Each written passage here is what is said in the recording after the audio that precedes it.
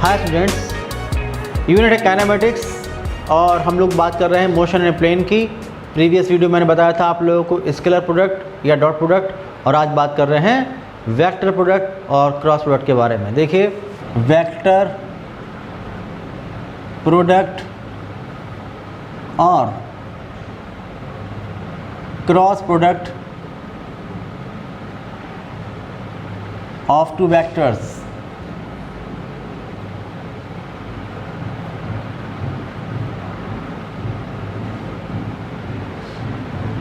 आप देखिए कि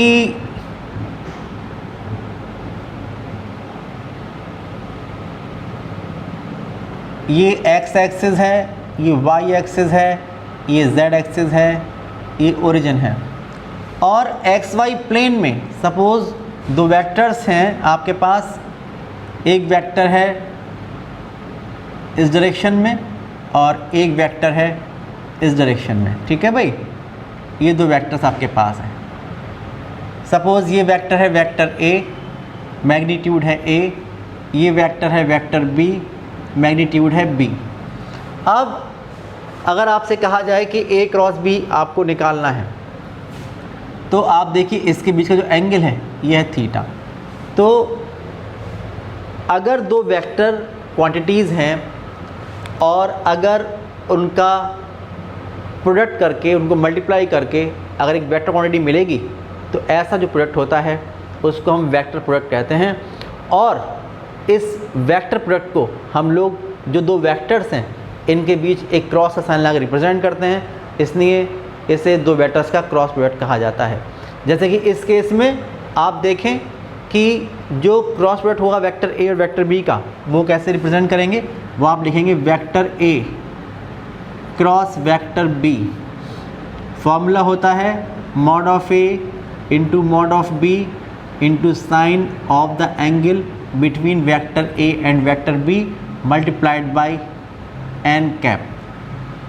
आप देखिए ये जो है ए बी साइन थीटा, ये इस वेक्टर के ए क्रॉस बी के मैग्नीट्यूड को रिप्रेजेंट कर रहा है, और जो एन कैप है ये एक यूनिट वेक्टर को रिप्रेजेंट कर रहा है।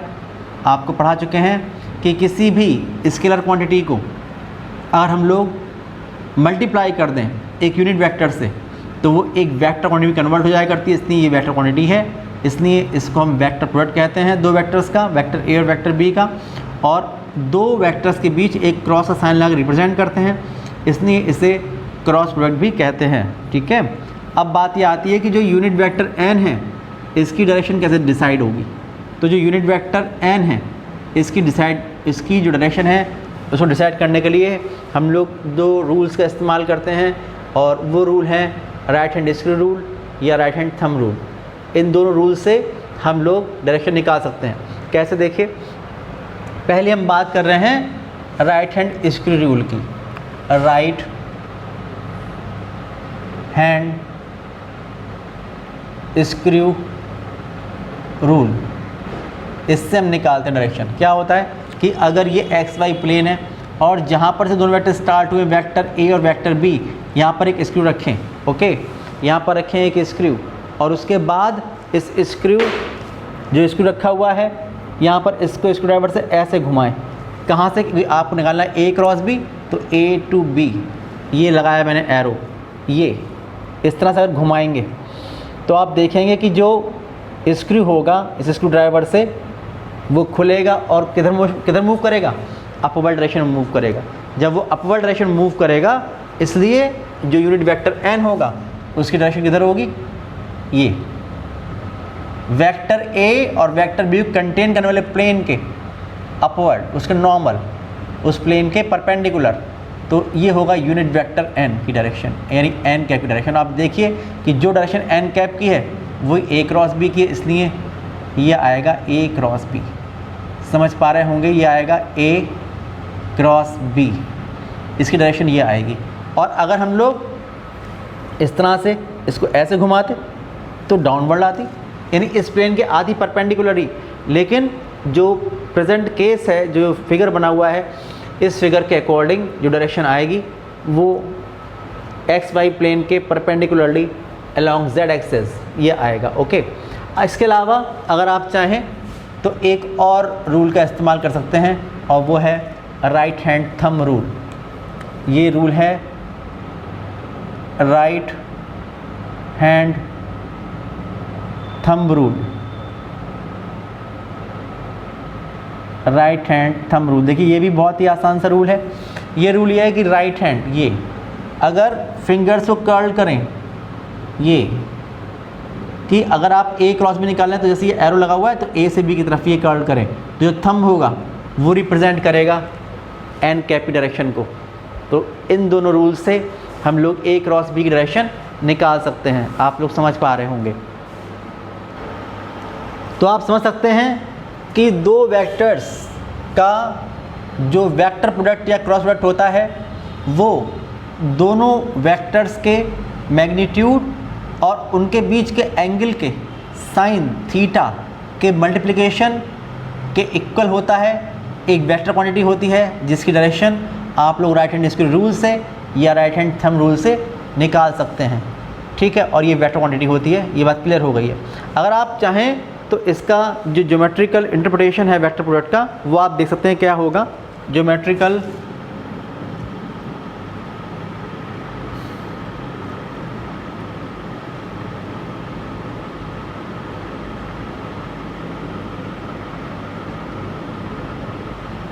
Interpretation of vector product.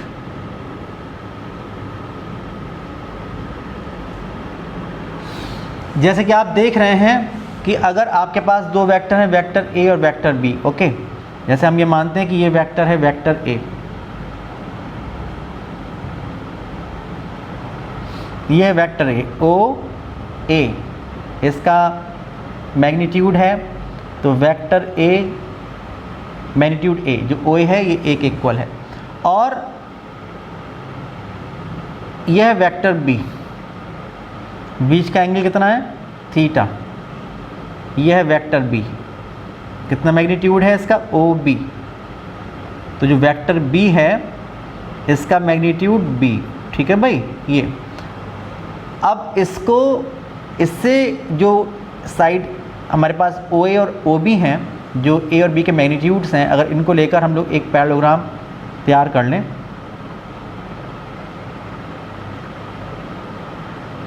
ये तैयार कर लिया मैंने पैरेललोग्राम। तो जैसे कि आप देख रहे हैं ऊपर की जो ए क्रॉस बी है वो है ए का मतलब this into B sine theta.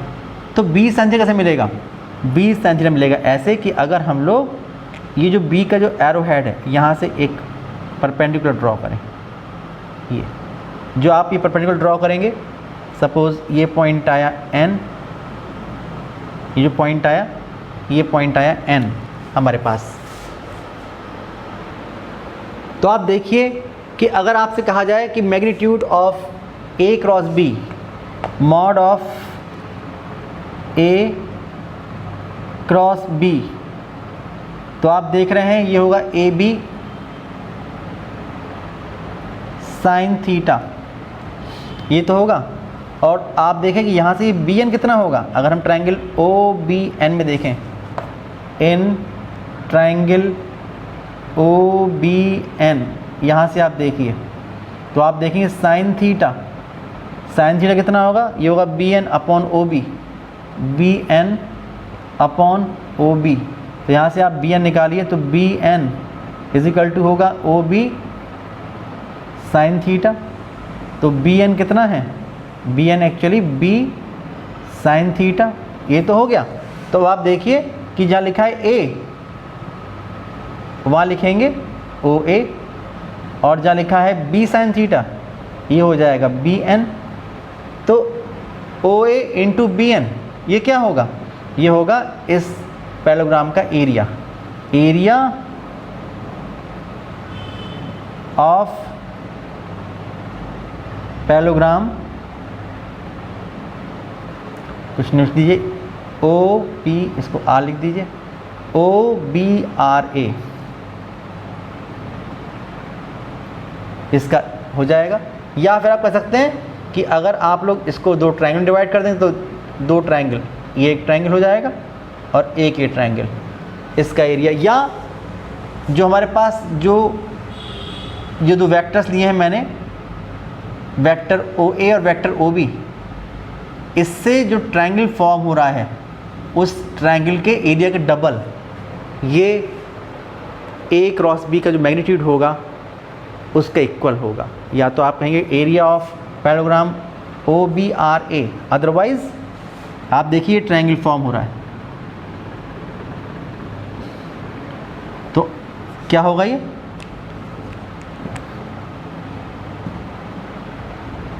Area of 2 multiplied by O A B. इस जो ओ ए बी ट्रायंगल है इसके एरिया का डबल। जैसा भी क्वेश्चन आता है ऑब्जेक्टिव क्वेश्चन, तो आप लोग ध्यान रखेंगे कि क्या बताना है आप लोगों को। ओके, तो the magnitude of the vector product of two vectors is equal to the twice the area of the triangle formed by the two vectors at its adjacent sides.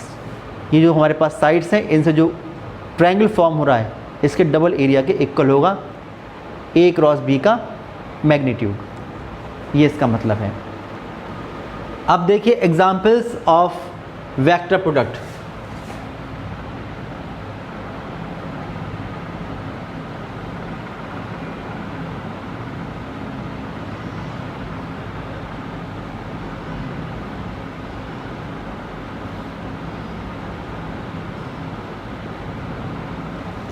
तो आप देखिए फर्स्ट एग्जाम्पल है torque is equal to R cross F, पढ़ेंगे इसके बारे में आप लोग। सेकंड एग्जाम्पल है angular momentum,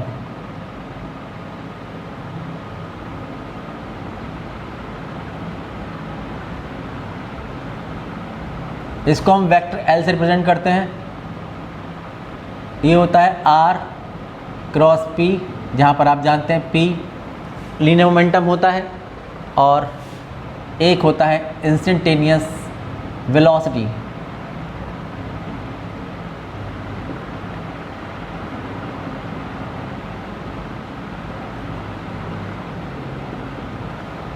vector v is equal to omega cross R, जहाँ पर आप देखिए जो ओमेगा है ये किसी भी पार्टिकल की एंगुलर स्पीड है और वेक्टर आर ये पोजीशन वेक्टर है, ठीक है। अब आप देखिए प्रॉपर्टीज ऑफ वेक्टर प्रोडक्ट।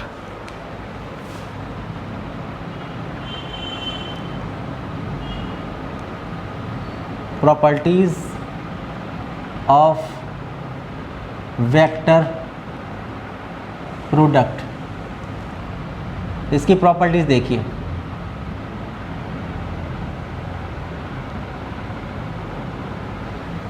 पहली प्रॉपर्टी यह है कि vector product is not commutative but it is anti commutative. First property है कि वेक्टर प्रोडक्ट वेक्टर और cross product is not commutative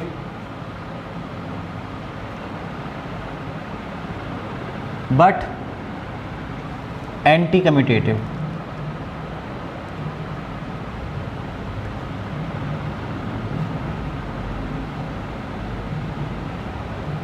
क्या मतलब हुआ, देखिए मतलब समझिए इसका मतलब ये हुआ कि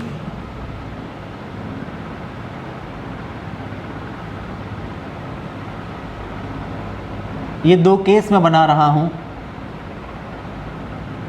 समझिए कि ये ओरिजिन है, ये एक्स एक्सिस, ये वाई एक्सिस, ये जेड एक्सिस, ये एक्स एक्सिस, ये वाई एक्सिस, ये जेड एक्सिस।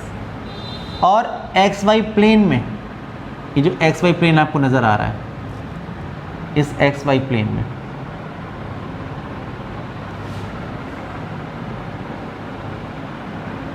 दो वेक्टर हैं, वेक्टर ए और वेक्टर बी। जैसे कि मैंने यहाँ पर बनाया था, तो आप ये मानिए कि ये वेक्टर तो है वेक्टर ए, मैग्नीट्यूड है इसका ए, और ये वेक्टर है वेक्टर बी, इसका मैग्नीट्यूड है बी और एंगल कितना है थीटा। यहाँ भी यही पोजीशन है कि ये वेक्टर है वेक्टर ए, मैग्नीट्यूड है इसका ए, ये वेक्टर है वेक्टर बी, मैग्नीट्यूड है इसका बी, ठीक है, और एंगल है थीटा, ये है। अब अगर आपको निकालना है ए क्रॉस बी, तो मैंने बताया था कि यहाँ पर आप एक स्क्रू ड्राइवर रखेंगे, स्क्रू रखकर यहाँ स्क्रू रखा हुआ है और यहाँ पर घुमाएंगे इसको ऐसे। जब घुमाएंगे ऐसे, तो चाहे आप ऐसे देखें राइट हैंड थंब रूल से, जब ऐसे करेंगे तो जो स्क्रू चलेगा ये चलेगा ऊपर, तो इसका मतलब ये हुआ कि जो ए क्रॉस बी आएगा वो आएगा इस डायरेक्शन में। कितना होगा? ए क्रॉस बी, ये इसकी डायरेक्शन होगी। क्या वैल्यू होगी? ये होगी A B sine theta N cap, जहाँ पर एन की डायरेक्शन कौन सी आ रही है? ये आ रहा है एन कैप। ये तो मतलब होगा। और अगर हम लोग निकालेंगे बी क्रॉस ए तो क्या होगा? तो आपको ये चलाना पड़ेगा एरो इस डायरेक्शन में। जब चलाएंगे इस डायरेक्शन में, इस तरह से चलाएंगे, या ये समझिए राइट हैंड थंब रूल से, तो थंब जा रहा है डाउनवर्ड, ये था पॉजिटिव जेड डायरेक्शन में, और ये जो आएगा ये आएगा नेगेटिव जेड एक्सिस के अलोंग। तो ये होगा किस डायरेक्शन में? इस तरफ। अगर ये एन कैप था तो ये जो एन डैश कैप मान रहा हूँ ये माइनस एन कैप के इक्वल होगा। और बी क्रॉस अगर आप निकालोगे, क्योंकि आपने बी क्रॉस है, आपने बी से एक तरफ घुमाया है इसको, तो ये होगा बी क्रॉस ए, तो vector B cross vector A, इसकी वैल्यू होगी B mod of B into mod of A into sine theta, sine theta तो इक्वल ही दोनों केस में, इंटू एन डैश कैप, क्योंकि इस तरफ यूनिट वेक्टर एन डैश माना है, इस तरफ यूनिट वेक्टर एन कैप माना है, इस तरफ एन डैश कैप माना है। ठीक है भाई। तो आप देखें कि A B equal to B A होता है, क्योंकि ये तो स्केलर क्वांटिटीज़ हैं, तो ये जाएगा A B sine theta N dash cap. तो आप देखिए मैग्नीट्यूड दोनों का सेम है लेकिन डायरेक्शन अपोजिट है। अगर आप इसकी जगह लिख देंगे ये, तो जाएगा ए बी साइन थीटा और माइनस एन कैप, इसका मतलब minus A B sine theta N cap. तो आप कह सकते हैं क्या ये कि ये वेक्टर और ये वेक्टर इक्वल हैं? तो आप नहीं, इक्वल बिल्कुल नहीं है। मैग्नीट्यूड तो सेम है, आप देख रहे हैं कि जो इसका मैग्नीट्यूड है वही इसका मैग्नीट्यूड है, लेकिन डायरेक्शन अपोजिट है। जब डायरेक्शन अपोजिट है तो आप ये नहीं कह सकते कि जो ए क्रॉस बी वेक्टर है वो बी क्रॉस ए के इक्वल होगा। आप देखेंगे कि A cross B and B cross A are equal in magnitude, but opposite in direction। तो क्या ये इक्वल हैं? तो आप देखेंगे vector A cross B is not equals to vector B cross vector A. तो ये क्या कम्यूटेटिव है? तो नॉट कम्यूटेटिव।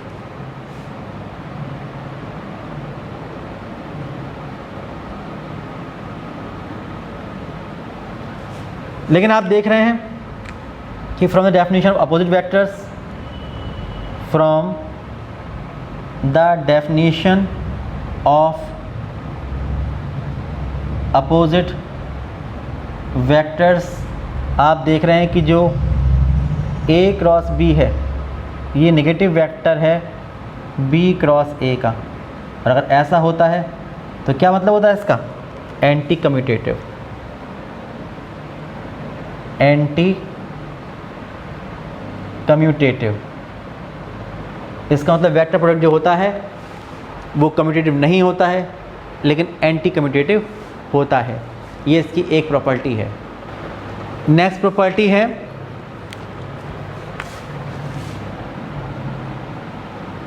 कि vector product is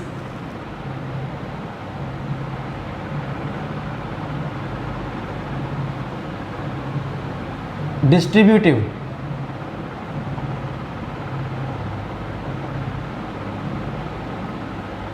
over addition and subtraction.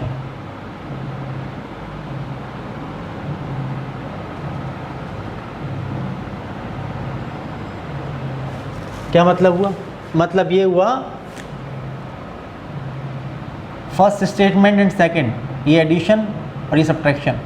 अगर मैं वेक्टर ए का क्रॉस कर दूं vector B plus vector C से, और एक बार में वेक्टर ए का क्रॉस प्रोडक्ट कर दूं vector B minus vector C से, तो आप देखिए ये जो डिस्ट्रीब्यूटिव लॉ है इसको फॉलो करता है।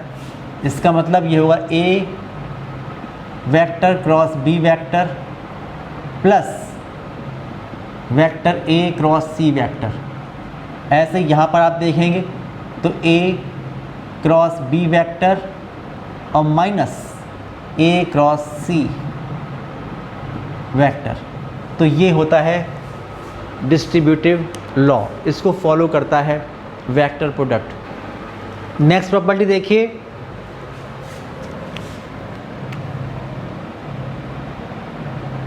कि vector product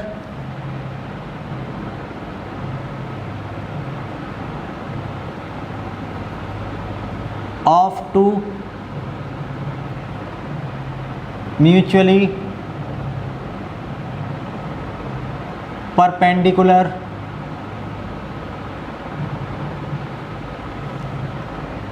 vectors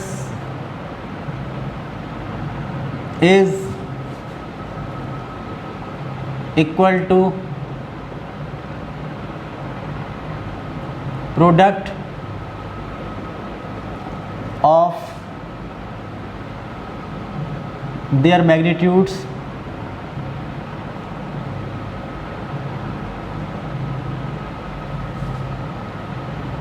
in magnitude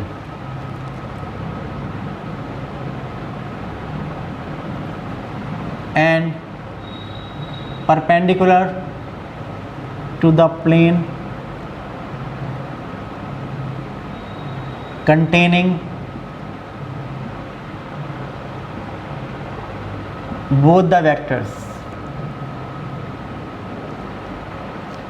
क्या मतलब हुआ? मतलब ये हुआ कि अगर दो म्यूचुअली परपेंडिकुलर वेक्टर्स हैं, उनका वेक्टर प्रोडक्ट लिया आपने, तो वो मैग्नीट्यूड में दोनों वेक्टर्स के जो मैग्नीट्यूड हैं उनके प्रोडक्ट के इक्वल होगा, और डायरेक्शन में जो दो वेक्टर्स हैं उनके प्लेन के परपेंडिकुलर डायरेक्शन में होगा। ये इसका मतलब है।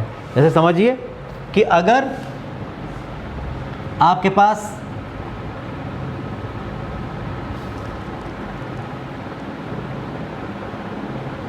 दो वेक्टर हैं,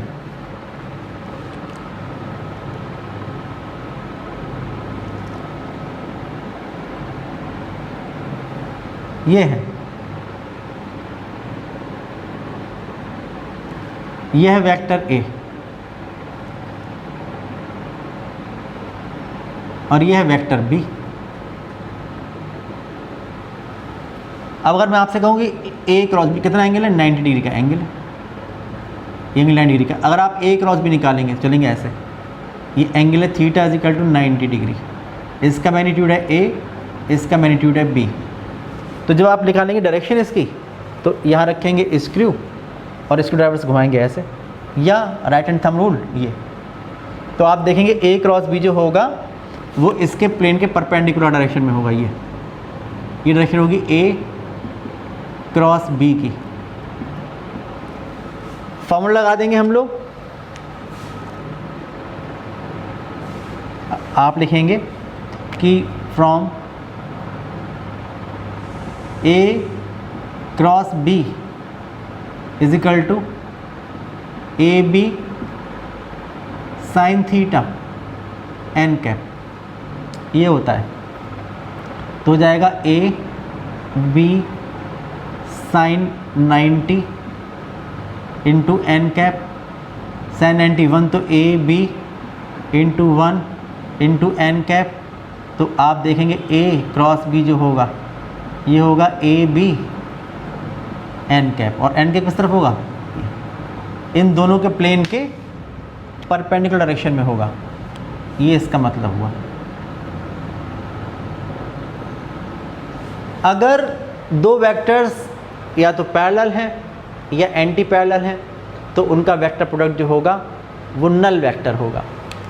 देखिए नेक्स्ट प्रॉपर्टी है कि वेक्टर प्रोडक्ट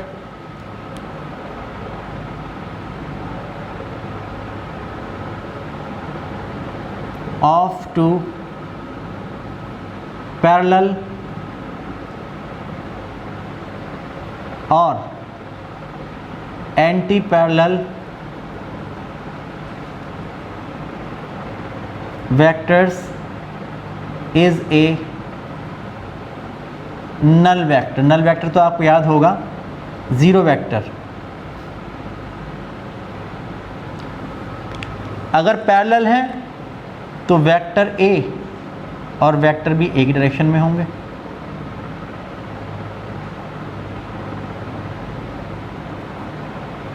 या अगर एंटी पैरेलल हैं तो वेक्टर ए और वेक्टर बी ये अपोजिट डायरेक्शन में होंगे। यहाँ कितना एंगल होगा 0, यहाँ कितना एंगल होगा 180। तो अगर मैं यहाँ पर लगाऊं कि A cross B is equal to A B sine theta into N cap, तो आप जानते हैं कि बट साइन 0 अगर आपने 0 पुट किया तो 0 होता है, और साइन 180 ये भी 0 होता है। तो कुछ भी लिखें तो 0 होगा। तो a into B into 0 into N cap यानी 0 इंटू एन कैप, तो ये scalar multiplied by N cap vector quantity में कन्वर्ट हो जाएगा। तो आप देखेंगे vector a cross vector b is equal to 0 vector और नल वेक्टर। ये इसका मतलब है।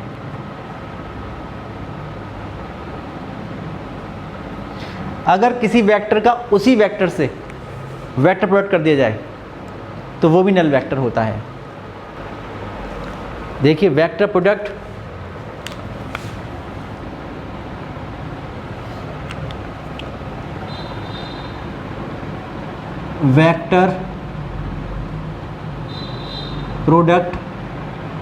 Of a vector with itself is a null vector.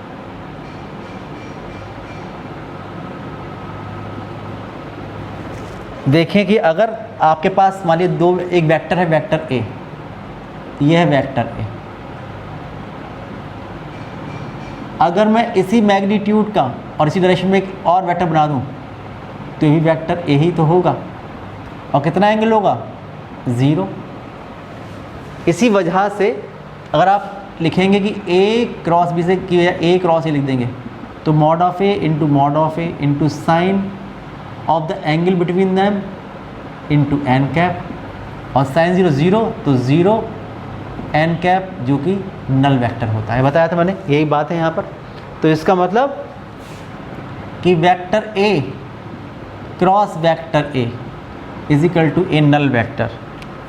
तो कोई भी वेक्टर अगर उसी से कर देंगे वेक्टर प्रोडक्ट तो वो नल वेक्टर निकल के आता है। ओके, ये होता है। अब आप देखिए applications of vector product.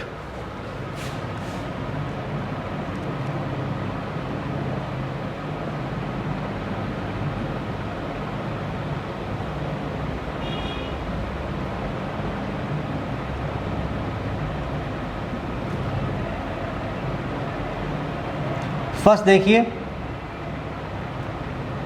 Vector product of orthogonal unit vectors.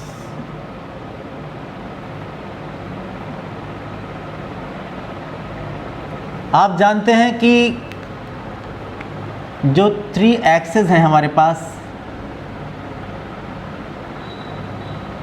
X axes, Y axes and Z axes, ये इसके अलॉन्ग जो यूनिट वेक्टर्स होते हैं I cap, J cap and K cap, ये जो यूनिट वेक्टर्स होते हैं इन्हें हम कहते हैं ऑर्थोगोनल यूनिट वेक्टर्स। और आप जानते हैं कि ये म्यूचुअली परपेंडिकुलर वेक्टर्स हुआ करते हैं।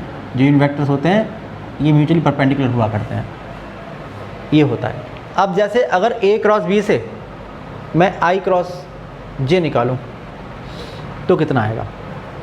आप लिखेंगे कि from vector A cross vector B is equal to A B sine theta into N cap, ये फॉर्मूला यूज़ कर रहे हैं हम लोग, ये फॉर्मूला यूज़ किया। तो अब आप निकालने वाले हैं वी हैव आई क्रॉस जे, तो mod of I into mod of J into sine 90 और डायरेक्शन आई क्रॉस जे, ये तो क्या आया? इस डायरेक्शन यूनिट कौन सा है? के, तो ये आएगा के कैप। तो आप देखिए ये mod of I1 mod of J1 sine 91 के कैप। तो आप देखिए आई क्रॉस जे ये कितना होगा? के, ये होगा। और अगर इसका उल्टा कर दें, अगर मैं कर दूं जे क्रॉस आई तो इनवर्ट यानी माइनस के, तो जे क्रॉस आई माइनस के कैप, ये हो जाएगा। तो इस तरह से आप सब निकाल सकते हैं। इसको याद रखिए ऐसे कि ये आई कैप, ये जे कैप, ये के कैप। और आप चलेंगे अगर ऐसे तो नेक्स्ट आएगा, देखिए कैसे आएगा? आई क्रॉस जे तो क्या है? के, जे क्रॉस के तो आई, के क्रॉस आई तो जे, उल्टा चलेंगे तो अपोजिट आएगा। जैसे कि आपने देखा आई क्रॉस जे तो के, आई क्रॉस जे तो के, जे क्रॉस आई तो माइनस के। अब जे क्रॉस के, जे क्रॉस के तो आई कैप, और इसका उल्टा किया के क्रॉस जे तो माइनस आई कैप, ये मिलेगा। ऐसे के क्रॉस आई तो मिलेगा जे कैप, और इसका उल्टा किया आई क्रॉस के तो माइनस जे कैप। तो ये फॉर्मूले हैं जो आप याद रखिए, कैसे निकाल रहे हैं वो भी याद रखिए। तो ये जो तरीका बताया है इससे आप याद रख सकते हैं।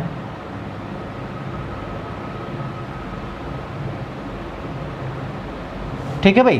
लेकिन अगर आप निकाल रहे हैं आई क्रॉस आई तब क्या होगा? अगर आप निकाल रहे हैं आई क्रॉस आई तो mod of I into sine 0 into N cap. तो आप देखिए ये होता है 1, ये होता है 1, ये होता है 1, ये होता है 0, तो 1 इंटू 0 इंटू एन कैप, तो क्या मिलेगा? 0 वेक्टर, नल वेक्टर, ये मिलेगा।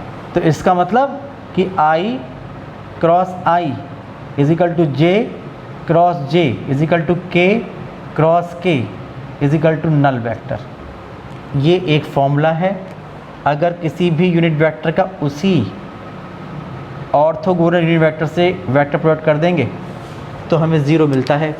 ये बात यहाँ से समझ में आप लोगों को आनी चाहिए। नेक्स्ट है देखिए कि the vector product of two vectors can be expressed in terms of their rectangular components as a determinant. किस तरह से?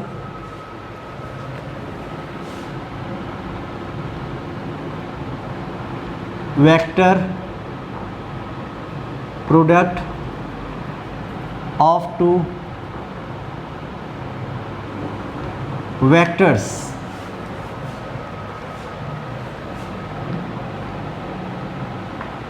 Can be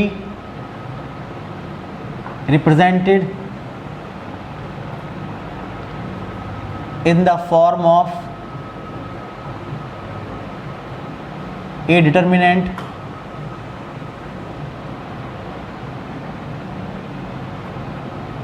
of their rectangular components.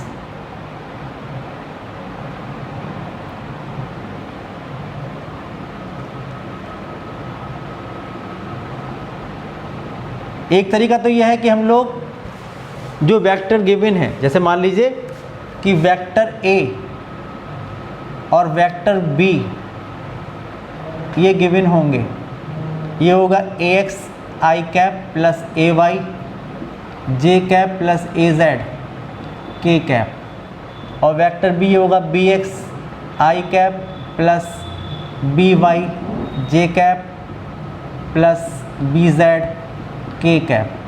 Cross product लगाकर, और यानी कि ऐसे क्रॉस की फॉर्म में लिखें और ये देखें कहाँ पर आई क्रॉस जे आ रहा है वहाँ के, जे क्रॉस आ रहा है वहाँ माइनस के, ये सब देखें, और जहाँ पर आई क्रॉस आई जे क्रॉस जे या के क्रॉस आई के आ रहा है वहाँ पर जीरो लिखें और निकाल दें, तो निकल के आएगा आपका वेक्टर प्रोडक्ट। और एक तरीका क्या है कि हम लोग एक डिटरमिनेंट बना लें। कैसे? आप देखिए कि देन जो प्रॉपर्टी है उसके अकॉर्डिंग जो ए क्रॉस बी होगा, ये एक डिटरमिनेंट बनाइए। देखिए यहाँ पर ये मैंने डिटरमिनेंट आई कैप जे कैप के कैप, आई के नीचे ए एक्स, इसके नीचे ए वाई, इसके नीचे ए जेड, तो ये A X A Y A Z, और ऐसे यहाँ पर B X B Y B Z, तो ये B X B Y B Z. इसको ओपन करना तो मेरे ख्याल से आप लोगों को आता होगा। आप देखिए कि पहले ये चलता है प्लस माइनस प्लस, तो ये प्लस चलता है आई कैप, फिर चलता है ये चलता है माइनस, तो माइनस, ये चलता है जे कैप, और फिर चलता है प्लस और के कैप। इस तरह से लिखते हैं, समझ पा रहे होंगे। देखिए पहले आई का रो और कॉलम में छुपा लीजिए इस तरह से, इसको इससे मल्टीप्लाई, इससे मल्टीप्लाई माइनस करके, तो A Y B Z, A Y B Z minus B Y A Z, B Y A Z, ये लिखेंगे। फिर आप जे का रो और कॉलम आप इस तरह छुपा लेंगे, तो A X B Z, A X B Z minus B X A Z, B X A Z, ये लिखेंगे। फिर के का रो और कॉलम छुपा लेंगे, तो A X B Y, A X B Y minus B X A Y K cap. इस तरह से आएगा। मतलब ये हुआ कि A Y B Z minus B Y A Z I cap, अभी चाहे माइनस अंदर ले जाइए, तो plus B X A Z minus A X B Z J cap, और plus A X B Y और minus B X A Y K cap. आप इस तरह से दो वेक्टर का वेक्टर प्रोडक्ट निकाल सकते हैं। यही मेथड अडॉप्ट करते हैं न्यूमेरिकल करने के लिए। अगर आपको एंगल निकालना है दो वेक्टर्स के बीच का तो निकाल सकते हैं। इसका नेक्स्ट एप्लीकेशन है एंगल बिटवीन टू वेक्टर्स।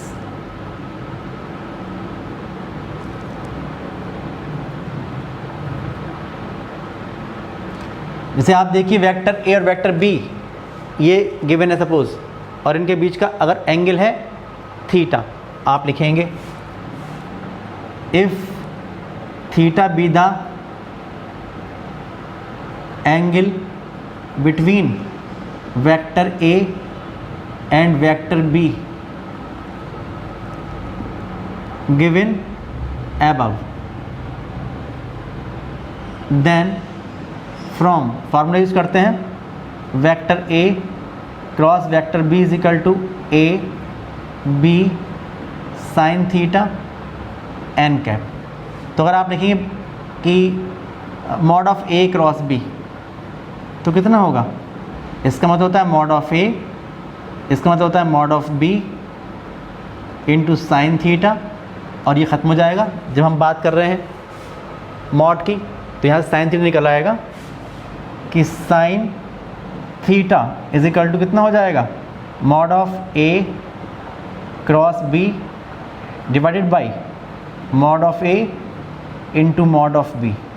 तो अगर आप यहाँ से निकालेंगे साइन थीटा तो एंगल निकाल सकते हैं वेक्टर ए और वेक्टर बी के बीच का। ठीक है भाई, ये हो जाएगा। नेक्स्ट देखिए एप्लीकेशन, कहीं पर आपको निकालना है unit vector perpendicular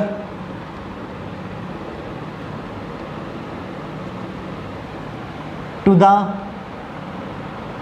plane of two vectors vector A and vector B. अगर वेक्टर ए और वेक्टर बी, जैसे कि आप देख रहे हैं ये वेक्टर ए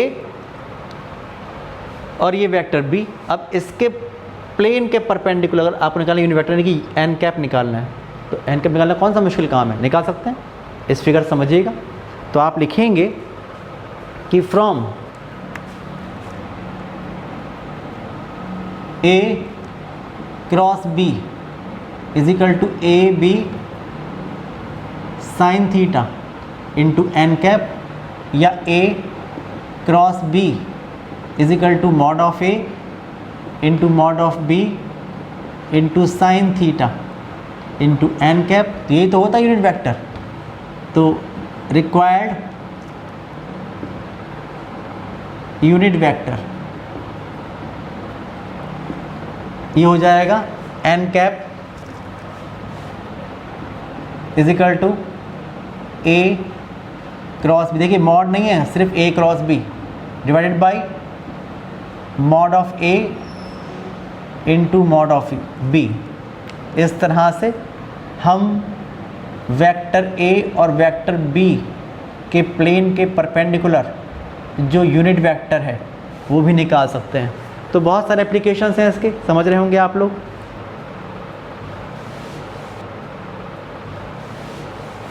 तो पूरा मैंने आज ये वेक्टर प्रोडक्ट या क्रॉस प्रोडक्ट डिस्कस कर दिया है।